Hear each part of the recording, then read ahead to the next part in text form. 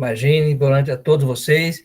É uma honra estar aqui falando um pouco com vocês. Muito obrigado, professor Samuel Soares, pelo honroso convite, a Prime Med, por dar-nos assistência para chegar informações até vocês. Nosso tema hoje são os cuidados corporais.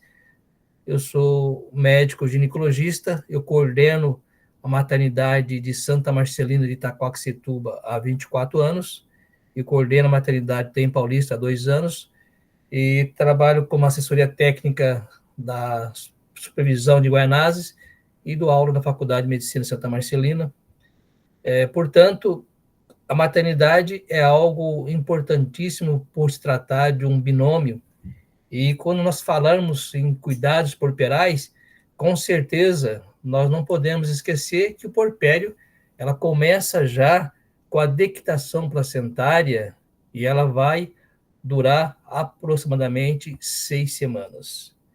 Por isso, nós então classificamos como o porpério imediato, que vai do 1º ao 10º dia, o tardio, 11º ao 45º, e remoto, após 45 dias. Então, porpério significa as condições em que a paciente estará voltando às condições físicas e hormonais após o parto, tá? O que é importante, então, nós falarmos sobre o porpério.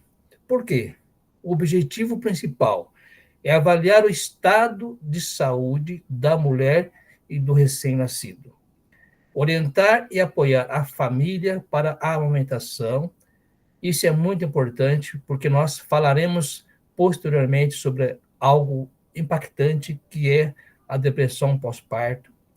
Orientar os cuidados básicos com o recém-nascido, avaliar a interação da mãe com o recém-nascido, identificar situações de risco ou intercorrências e conduzi-las, orientar o planejamento familiar.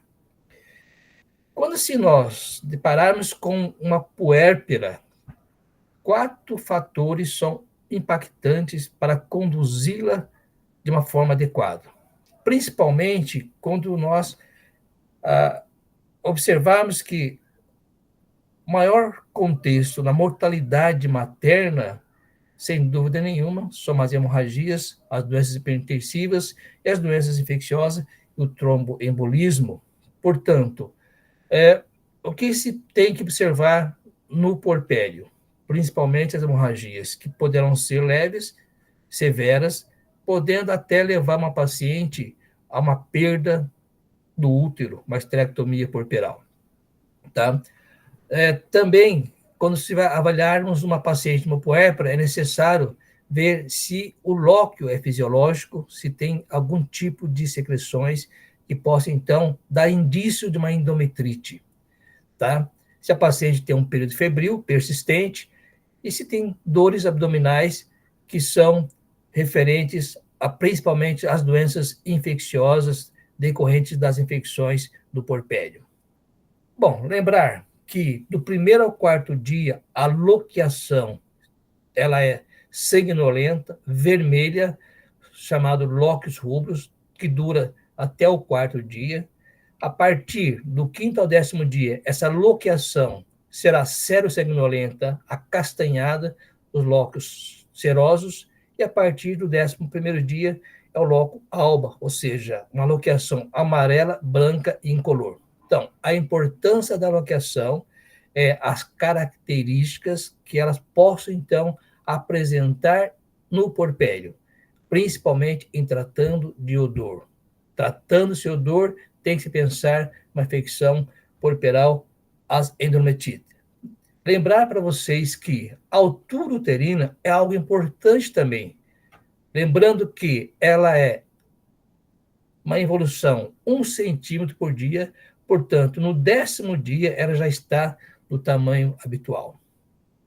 E quando se fala em porpério, houve uma reunião muito importante em Genebra, no 30 de março de 2022, em que as diretrizes foram incluídas em 63 recomendações, combinando recomendações relevantes e acrescentaram 30 novas atualizações. Então, é essas atualizações que a OMS recomenda que nós gostaríamos de falar um pouco para vocês sobre os impactos na questão do binômio, que vai ser, então, o tema da nossa aula hoje. Tá? Lembrando que eles dividiram, então, as questões com categorias recomendadas, aquelas recomendações para, dependendo da área, da região, que existe um fator contribuinte para que possa elevar a mortalidade materna e fetal, e as não recomendadas. Vamos então pensar uma paciente que tem o parto imediato, seja na unidade hospitalar ou às vezes até na UBS, o que é recomendado? Que essa paciente, então, de imediato, nas primeiras 24 horas, ela seja, então, avaliada de uma forma muito completa, desde a involução uterina, que ainda é muito precoce, porém, o sangramento vaginal é algo que nós precisamos estar atento, principalmente em se tratando da contração uterina. Essa paciente está com útero contraindo, a secreção sanguínea é adequada, essa paciente tem sinais de choque, que nós iremos falar futuramente, essa paciente está com a pressão adequada, está tendo uma diminuição do nível pressórico, como está a diurese dessa paciente? Tem sinais de pouca diurese? Tem sinais de sangramento dessa paciente que está no pós-parto? Então, são essas considerações que nós precisamos estar atento, principalmente nas primeiras 12 horas pós-parto, até 24 horas, chamados sinais de alertas. É o puerpério imediato. Obviamente, lembrando para vocês que a amamentação precoce é um fator muito importante para que nós possamos, então, ter uma interação materno-infantil desde o início da gravidez e também na melhor condução das contrações uterinas, prevenindo a hemorragia pós-parto. Tá? Então, nós temos avaliações fisiológicas da mulher recomendadas, que já foram ditas para vocês, e aquela paciente, então, que tem um abandono dos testes de HIV no terceiro trimestre, mesmo ela sendo negativo, então, a Organização Mundial recomenda que, no contexto de uma sociedade em que tenha maior possibilidade de ter HIV na região, é uma recomendação de contexto específico. Então, essa recomendação é para aquelas pacientes que atuam em áreas que têm maior sensibilidade de ter esse potencial de HIV. Portanto, a triagem também da tuberculose, obviamente que é recomendado para todas as pacientes que têm os contatos domiciliares e outros contatos próximos de indivíduos com tuberculose, incluindo mulheres no período pós-parto e recém-nascidos, devem ser sistematicamente rastreados para a tuberculose. Portanto, aquelas pacientes que têm uma prevalência estimada de tuberculose de 0,5% ou mais, ou naquela população geral de 100 mil habitantes possam ter uma prevalência de tuberculose, é recomendado que também que se faça uma busca da tuberculose. Mas isso é uma recomendação específica, dependendo da área, com essas características, tá? E falando, então, na evolução dessas pacientes, eles recomendam que nós possamos, imediatamente pós-parto, oferecer para paciente, para ter menos dor possível perineal, um alívio da dor, podendo ser oferecido a ela compressas de bolsa de gelo ou compressas aquecidas. Isso vai muito de encontro no que a paciente prefere. Então, as duas situações, tanto a bolsa aquecida ou com gelo, ela é muito importante para o alívio da dor de imediato na questão do pós-parto. Quando se fala em dor perineal, a recomendação é que o paracetamol oral é a primeira escolha para administração dessas pacientes. Obviamente, se a paciente também persistir, nós então poderemos entrar com anti-inflamatórios não esteroides orais, AINES, que é recomendado. Não é recomendado para aquelas pacientes fazer exercício pós-parto para que possa fortalecer a musculatura pélvica da prevenção de incontinência urinária e fecal no pós-parto. Então, a OMS não recomenda que se faça exercício pós-parto, tá? Na questão perineal.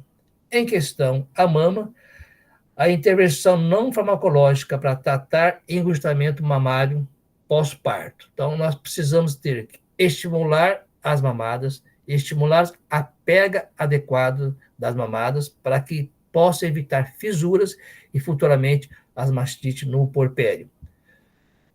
Não é recomendado o uso de intervenções farmacológicas como ocitocina subcutânea e terapia com enzimas proteolíticas para o tratamento do engurgitamento mamário na pós-parto.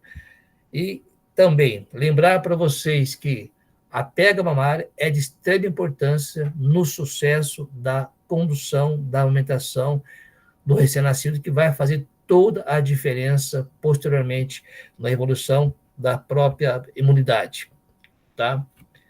Então, não recomendamos o antibiótico profilático oral ou tópico de rotina para a prevenção de mastite no período pós-parto de imediato, tá? É recomendado que a paciente, então, seja orientada em relação à constipação, sobre a ingestão líquida e também a questão dos estímulos, alimentações com consistências fibrosas. Não recomendado o uso rotineiro de laxantes para a prevenção da constipação do pós-parto. Então, somente a orientação dietética e a ingestão de líquida é suficiente. Então, laxativos não são recomendados para as pacientes no pós-parto, tá? Uma questão importante também, quando se falam do eumintos, então, é recomendado para aquelas regiões que tenha 20% ou mais, em que possa ter uma prevalência, fazer preventivamente a desparasitação usando albendazol de 400 miligramas ou mebendazol 500 miligramas em dose única, anual ou bianual.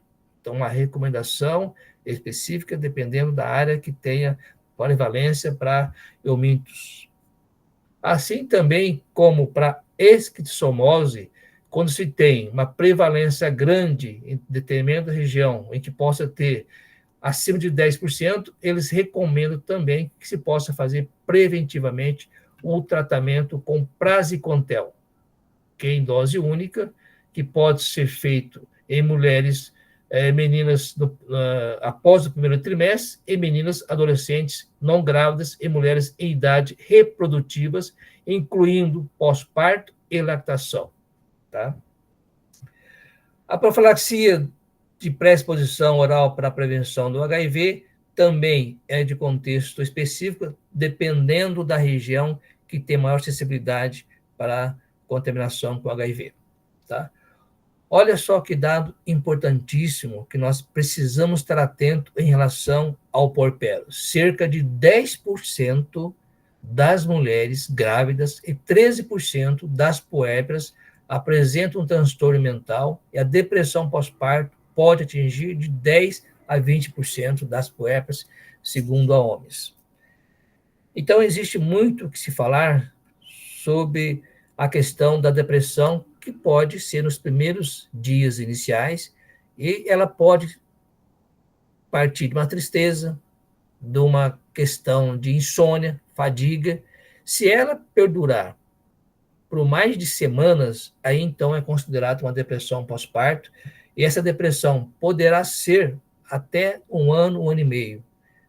E cabe a nós, da saúde, estarmos cientes de que isso é uma questão muito, até que, considerando no puerpério comum, que 20 a 25% poderá ter essa depressão, e o cuidado, então, com a família, se ela realmente tem aceitação daquele recém-nascido também é um fator que é considerado multifatorial, que pode influenciar na depressão, dependendo do grau de cada paciente. Então, fica um alerta aqui, que nós recomendamos que se faça uma triagem para depressão e ansiedade pós-parto, com instrumento validado, que é recomendado e deve ser acompanhado por serviço diagnóstico e tratamento para mulheres com triagem positiva. Tá? Em relação à atividade física, não é recomendado a suplementação de vitamina A em mulheres no pós-parto para prevenção da morbidade e mortalidade materna e infantil. Isso não é recomendado. É recomendado que as pacientes realizem uma atividade física pelo menos 150 minutos por semana, que vai beneficiar a parte cardiológica e a evolução do pós-parto, inclusive também em relação à depressão. Então, a atividade física é muito recomendado no pós-parto, no porpério. Nós já falamos sobre essa atividade, que tem que ser uma atividade de início leve, né? E traz muito benefício para a saúde, e recomenda-se o fornecimento de informações e serviços anticoncepcionais abrangentes durante os cuidados pós-natal. E nós sabemos que a APS faz um serviço maravilhoso em se tratando dos LARCs em pacientes, principalmente em situações de maior vulnerabilidade. Dou parabéns para vocês que utilizam desse mecanismo, auxiliando muito das gravidezes indesejadas e, consequentemente, melhorando a mortalidade materno-infantil. Recomendado, agora em relação aos recém-nascidos, os seguintes sinais, imediatamente após o recém-nascido. Olha só, que é importante vocês. Essa criança não se alimentando bem, história de convulsões, respiração rápida, frequência respiratória maior que 60 por minuto, contração torácica severa, nenhum movimento espontâneo, febre, temperatura maior que 37,5, temperatura corporal baixa, temperatura menor que 35,5, qualquer icterícia nas primeiras 24 horas após o nascimento, ou palmas e solas amarelas em qualquer idade, incentiva a família a procurar imediatamente os cuidados para que essa criança poderá estar, então, numa situação de gravidade. Então, essa recomendação é muito importante para que vocês, no porpério, na avaliação do recém-nascido, tendo essas características, ela deverá ser encaminhado para que tenha uma assistência hospitalar. É claro que a triagem universal para anomalia dos olhos é algo que nós fazemos de rotinas praticamente em todas as maternidades. A triagem universal, deficiência auditiva, a triagem universal da icterícia também são recomendados e nós também fazemos de rotina na maternidade. E as medidas do primeiro banho. Isso é algo importante que a OMS recomenda, olha que interessante, que o primeiro banho de um recém-nascido saudável, a termo, deve ser adiado por pelo menos 24 horas após o nascimento, pensando basicamente na hipotermia do RN. Mas não é uma conduta que nós realizamos de rotina na maternidade, então nós achamos que após 6 horas, geralmente os SRNs eles são submetidos ao banho. Então, é uma questão para que a gente possa quem sabe, né, doutor Samuel, discutir um pouquinho sobre isso e ver realmente quanto é importante seguir essa normativa. Mas eu acho que o que nós realizamos aqui é uma questão segura e que não vejo nenhuma complicação de ter isso como meta de todas as maternidades. Tá? A aplicação rotineira de emolientes tópicos em recém-nascidos saudáveis para prevenção de doenças de pele não é recomendado. Recomenda-se o cuidado do cordão umbilical para que fique limpo e seco. Tá? Olha só. No contexto específico, onde existem situações de vulnerabilidade, é recomendado a aplicação de clorexidina a 4%, solução aquosa de dicloroconato de clorexidina 7,1%, ou gel, fornecendo 4% de clorexidina. Isso nas questões em que existem os domicílios com maior vulnerabilidade, então eles acham que vale a pena insistir no uso da clorexidina. Tá? É recomendado, isso aqui é algo também que nós precisamos, junto a vocês, tanto no pré-natal, tanto no puerpério e tanto na maternidade, realizarmos um trabalho em conjunto. Isso aqui significa a morte súbita do recém-nascido. Nós que fazemos avaliações dos prontuários médicos, a história é sempre a mesma. Doutor, dei de mamar, fui dormir, acordei com meu filho roxo, com eliminações de secreções brancas pela boca e chega em parada a nível do hospitalar. Isso é algo tão simples de ser realizado, mas existe um tabu que talvez as mulheres tenham essa questão que nós precisamos tirar das pacientes. Até 1 ano de idade, é necessário que as mulheres sejam, então, orientadas a deixar o neném após mamadas de barriga para cima.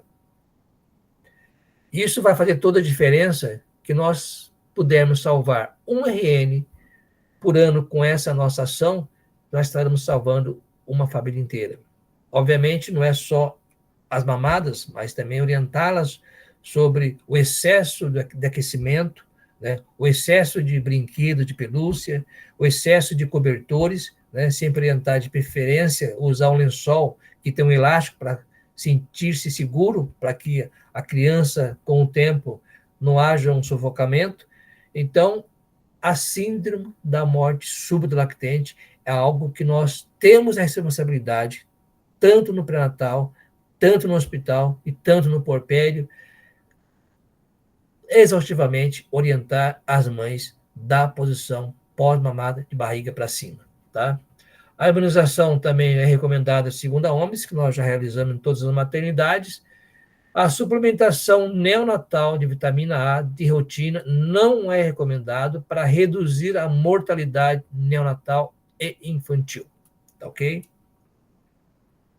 Em relação à vitamina D em lactente, dependendo da região que tem uma carência de vitamina D, a OMS recomenda, mas não vejo essa necessidade imperiosa na nossa região. É recomendado a massagem suave do corpo inteiro do recém-nascido, que pode ser considerado para recém-nascidos saudáveis e a termo por seus possíveis benefícios para o crescimento e desenvolvimento. Todos os bebês e crianças devem receber cuidados responsivos entre 0 a 3 anos de idade. Os pais e outros cuidadores devem receber apoio para fornecer cuidados responsivos. E tudo isso aqui, tenho certeza que já realizamos em nossas unidades básicas. Vocês realizam com grande esmero, tá? A amamentação exclusiva. Todos os bebês devem ser amamentados exclusivamente desde o nascimento até 6 meses de idade. As mães devem ser aconselhadas a receber apoio para a amamentação exclusivo em cada contato pós-natal. As instalações que oferecem serviço de maternidade recém-nascidos devem ter uma política de amamentação claramente escrita, que seja rotineiramente comunicada à equipe e aos pais. Eu tenho certeza que vocês têm tudo isso aí. Doutor Samuel, a equipe da PS, faz com muito carinho e muito bem feito. Bom, aqui o time Matermar que vocês têm é todo um protocolo já, que é um protocolo utilizado. Só lembrar que a paciente que não tenha se manifestado tanto binômio a não comparecer às UBS, é necessário que se faça uma busca ativa, que está aqui nesse protocolo, muito bem já descrito por vocês. Tá? A busca ativa da mãe do RN é muito importante para que nós possamos ter um sucesso de evitarmos a mortalidade materno-infantil. Lembrar para vocês, em relação ao métodos contraceptivos que nós falamos, a pacientes que estão em aleitamento materno. O método de barreira preventivo masculino e femininos e o diafragma poderão ser utilizados, isso é da Febrasgo, tá?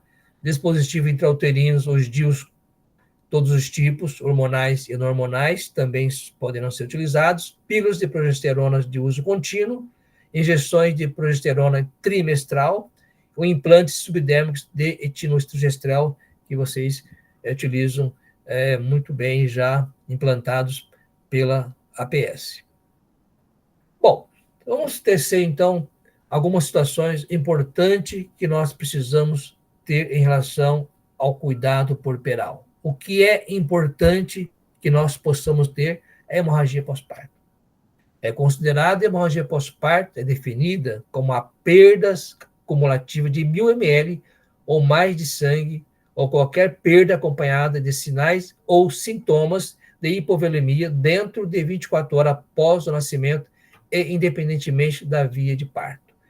Essa, então, ela tem uma incidência de 1 a 10% nos partos, e atualmente é a principal causa de morte materna no mundo, determinando 70 mil mortos anuais. Quando se fala em hemorragia pós-parto, nós, ginecologistas, mesmo vocês, precisam estar atentos que os 4T, que é mundialmente conhecido, que tem uma frequência mais importante que a atonia, então o primeiro T é o tônus, que é a atonia uterina, que corresponde a 70% que levam a hemorragia pós-parto. O segundo, com 19%, é os traumas, lacerações, hematomas, a inversão e ruptura uterina que podem ocorrer durante o parto. Em 10%, tecido, que é a retenção de tecido placentário, coágulos, secretismo placentário, e 1% são as trombinas, coagulopatia. Então, às vezes, a paciente chega 10º dia pós-parto com sangramento. Você vai fazer, então, a palpação uterina, ela está com 10 a 12 centímetros, que no 10º dia já deveria estar involuído, ela tem um útero volumoso, você vai fazer um especular, tem ali uma saída no coágulos e tem uma placenta retida, e isso, então, impacta muito nas hemorragias pós-parto, dando as infecções às endometrioses. A hemorragia pós-parto, no cuidado puerperal, mesmo no puerpério, é muito importante que nós possamos, então, palpar a altura uterina e ver se existem secreções, coágulo, secreções fétidas saindo pela vagina, tá? Agora, será que nós podemos, então, estratificar uma hemorragia pós-parto? Sim, nós podemos estratificar fazendo principalmente, utilizando todo a paciente, a propedêutica. O mais importante da propedêutica da hemorragia é chamado o índice de choque. O que seria o índice de choque? Seria, então, a mensuração da frequência cardíaca sobre a pressão arterial, tá? Quando nós utilizamos na maternidade todo o arsenal, desde a ocitocina até o ácido tranexamâmico, até o misoprostol, 80%, 90% nós conseguimos, então, realizar com sucesso a hemorragia pós-parto. Mas, em alguns casos, nós precisamos usar alguns outros mecanismos, que são os balões de tamponamento intrauterinos e o traje anti-choque, que vou mostrar daqui a pouquinho para vocês. Então, veja bem, o que é importante quando vocês estão na UBS em relação à hemorragia pós-parto? Quando vocês tiverem uma paciente que tem uma cesárea anterior, uma paciente que vem com ultrassom, mostrando uma placenta que seja prévia ou implantada no segmento uterino, nós precisamos, então, investigar para que nós possamos ter paciência, que nós teremos uma paciente com a placenta prévia, poderá ter um acletismo placentário. Então, às vezes, quando a paciente estiver no pré-natal com 35, 36 semanas, que persiste essa placenta, é necessário, então, pedir uma ressonância magnética ou ultrassonografia tridimensional, que pode contribuir para ver que ponto que está implantada essa placenta, para que nós possamos, então, ter um parto programado para essa paciente, tá? E quando se fala, então, em placenta, Vocês sabem que essa placenta ela pode ser acreta, quando ela está basicamente na parte uterina, ela pode ser a increta, em quando ela atinge a musculatura, e a percreta, que é mais impactante em relação à esterectomia porperal, porque essa placenta vai ficar aderida até a subserosa, então nós não conseguimos tirar os cotilédons, o paciente sangra, entre a atonia uterina, é necessário então fazer essa questão da esterectomia porperal, lembrando que 32 semanas, 35 semanas, na gestação, 73% permanece com placenta prévia até o momento do parto. Tá? Então, a importância de você tendo, principalmente nessa idade gestacional, se possível, realizar uma ressonância magnética para que nós possamos ter que tipo de placenta essa paciente tem, se é acreta, increta ou precreta, que a ressonância magnética tem essa característica de poder diferenciá-las. Então, quando eu falei para vocês, o índice de choque é a frequência cardíaca dividido pela pressão arterial sistólica, esse é o indicador mais importante para nós avaliarmos se essa paciente está em choque ou não. Então, nós utilizamos que esse indicador maior que 0,9 ou maior que 1, ele é um indicador que possivelmente essa paciente está em choque e precisa de transfusão sanguínea. Então, esse é um indicador muito importante no porpério imediato. Bom, quanto às questões da placenta, da hemorragia, então, esse é o arsenal que nós temos para poder, então, coibir a hemorragia pós-parto, tá? Aqui, o mais importante que vocês talvez conheçam, que é o sistema JADA, que é um instrumento que se coloca na cavidade uterina, nós insuflamos essa região aqui para que ela fique acoplada no colo uterino, então fazemos um vácuo negativo para que o sangramento seja coibido. É o JADA. Então, também um balão de Bacre, em que nós inserimos um balão e nós, então, colocamos um soro, de preferência morno, para que não haja uma hipotermia da paciente, porque ela entra em hipotermia, 350, 500 ml, deixamos esse balão expandido para coibir o sangramento da paciente e para que ela, então, não entre em colapso de hemorragia. E, às vezes, tem um sucesso considerável em 80% das pacientes. Depois disso, nós temos uma outra patologia muito importante, falarmos sobre as síndromes hipertensivas específicas da gestação.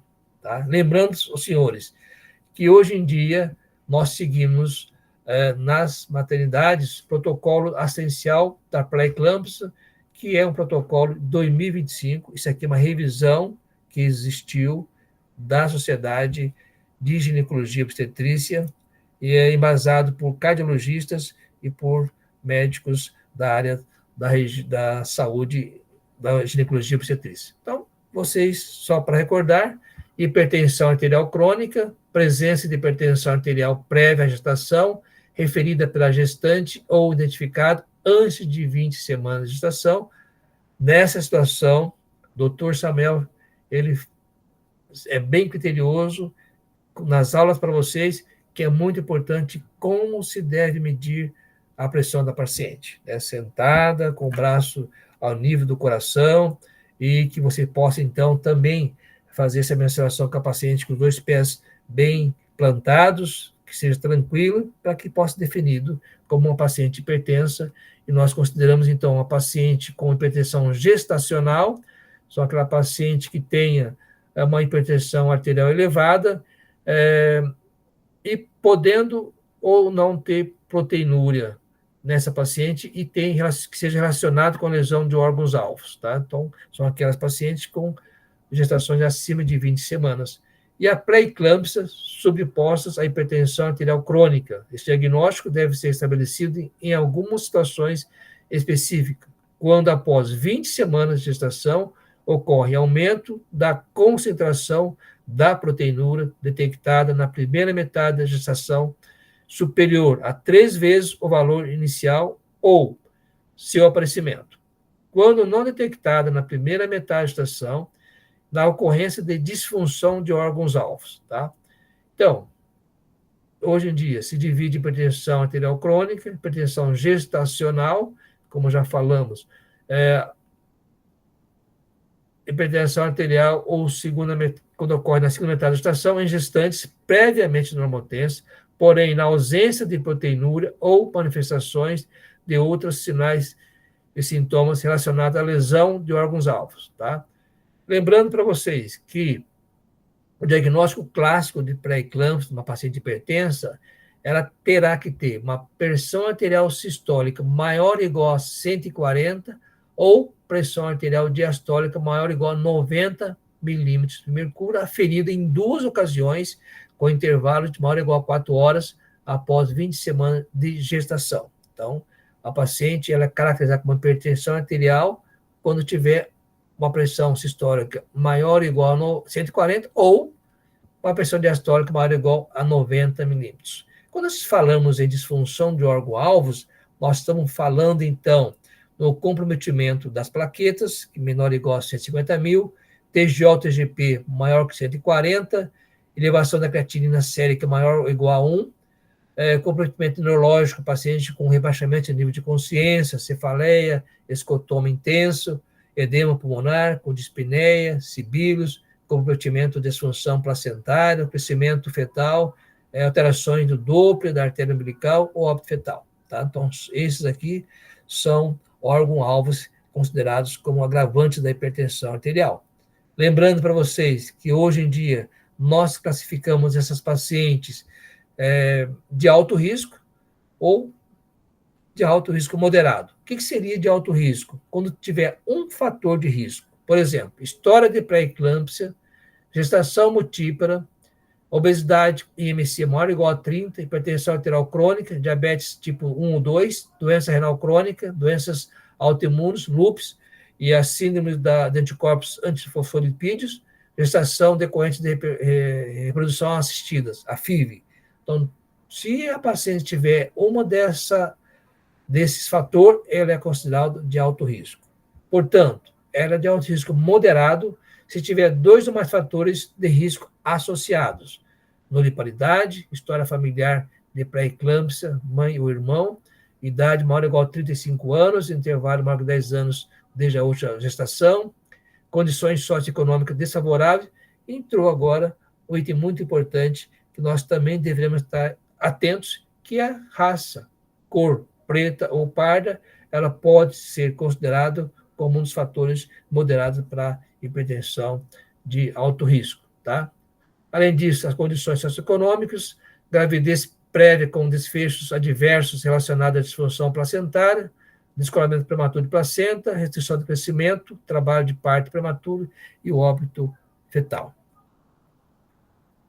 Bom, o que então nós temos de arsenal recomendado como antihipertensivo na gestação? Então, só para citar para vocês, o metidopa, lembrando que a dosagem mínima de ser utilizada é 750 miligramas até 2 gramas ao máximo para essa paciente. Suponhamos que essa paciente com metidopas, ela se torne, então, uma paciente ainda com uma hipertensão não controlada. Poderemos, então, também associar a algumas medicações. Quais outras medicações que podem ser utilizadas na gestação sem nenhum risco? A clonidina, nifedipino retard, amlodipino, que nós utilizamos muito, hidralazina, metoprolol e a carvedilol.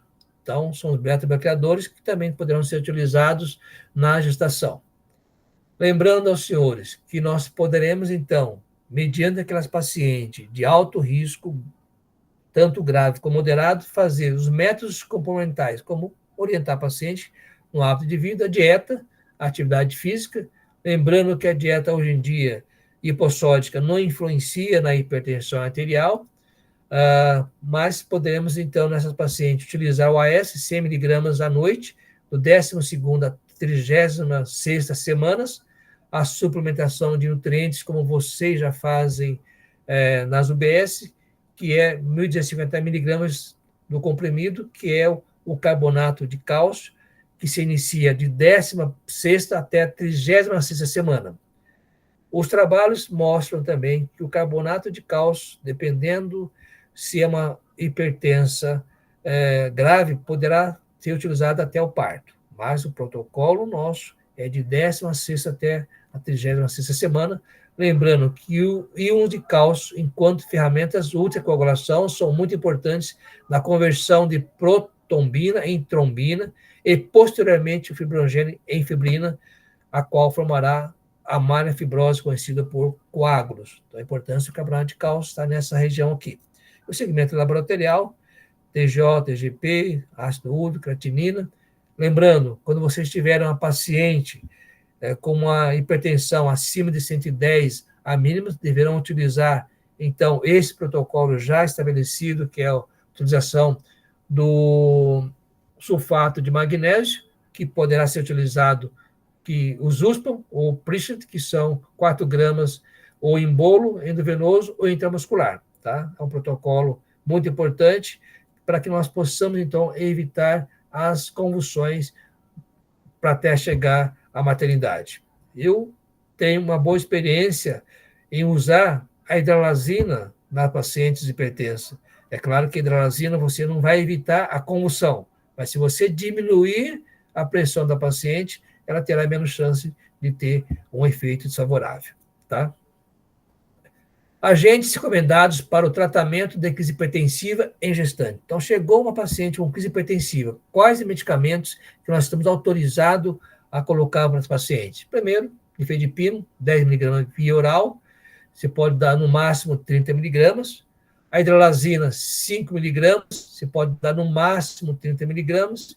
E o tripociato de sódio é a questão que não é rotina que utilizarmos na rede básica, mas a nifedipino e a hidralazina são muito fáceis de ser utilizadas, lembrando que a ampola de hidralazina contém 1 ml na concentração de 20 mg por ml. Diluir uma ampola, 1 ml, em 19 ml de água destilada, assim se obtém a concentração de 1 mg por ml. Ok? Outra coisa importante também, que antihipertensivos são recomendados para utilizar nas pacientes no puerpério? Nós podemos utilizar o enalapril, captopril, metildop, nifedipino retard, nifedipino de recuperação rápida, amlodipino, hidralazina, metoprolol, atenolol e carvedilol são substâncias recomendadas pela Sociedade de Cardiologias no período puerperal. Bom, e por último, uma questão importante são as mastites, também que está relacionado com o puerpério. Mastite, nós sabemos que estão, pela definição, a infecção de tecidos mamários, que ocorre durante o período da amamentação, entre os agentes etiológicos, principalmente Staphylococcus aureus, Staphylococcus pyramides, Streptococcus beta-hemolítico, e você pode ter, então, uma incidência de 1 a 15% de mastite. Essa pode ser uma mastite tanto intersticial ou paraquimentosa, dependendo do grau de acometimento até os alvéolos ou não da mama.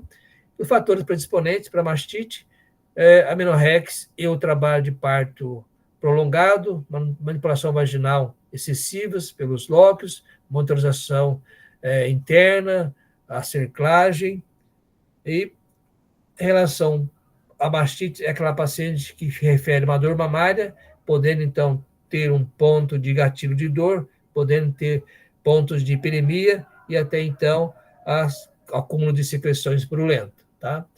O tratamento profilático, a amamentação precoce e frequente, evitando engurgitamento, técnica correta da amamentação, expor a mama ao sol, né? Evitar lavar mamilos com frequências exageradas, autoexame das mamas, verificar pontos de engurgitamentos e fissuras, uso de sutiã adequados, retificando assim os ductos para evitar o abscesso, favorecer o escoamento lácteo em mamas engurgitadas, manter os mamilos secos, evitar a aplicação de cremes e protetores descartáveis e de tecido. Então, o tratamento clínico, geralmente, você tem que oferecer primeiro a mama correspondente a mama, mesmo paciente com abscesso, ela não tem contraindicação de amamentar. tá ok? Você pode ter aplicação de compressas frias, introdução de antibiótico precocemente, e o sutiã, que é sempre adequado a ser utilizado. É importante não suspender a amamentação. Então, frente à mastite, qual antibiótico nós podemos usar para os pacientes segundo o protocolo da Prefeitura Municipal do Estado de São Paulo? Primeira opção, por 7 a 14 dias. O cefamoxil, o Keflex, e a paciente alérgica pode ser a clindamicina, e se a paciente é suspeita de anaeróbicos, o metronidazol, tá? O Cefamox de 500 miligramas por via oral a cada 12 horas, o Keflex 500 miligramas por via oral a cada 6 horas, e a clindamicina, que é 300 miligramas por via oral a cada 6 horas, tá ok? Então, o que recomenda nessa questão da OMS do porpério é o cuidado integrado da paciente, desde quando ela sai do porpério até a busca ativa dessa paciente, para que nós possamos evitar a mortalidade materno-infantil. Tem aqui, então, o trabalho que for, então, traduzido para vocês, nós vamos enviar, se assim desejarem, também esses slides para vocês, seria um problema, tá ok? Então, desde já, agradeço muito imensamente a possibilidade de estar aqui com vocês para falar um pouco sobre a questão do porpério e estou aberto aí, se alguém tiver alguma dúvida que possa esclarecer.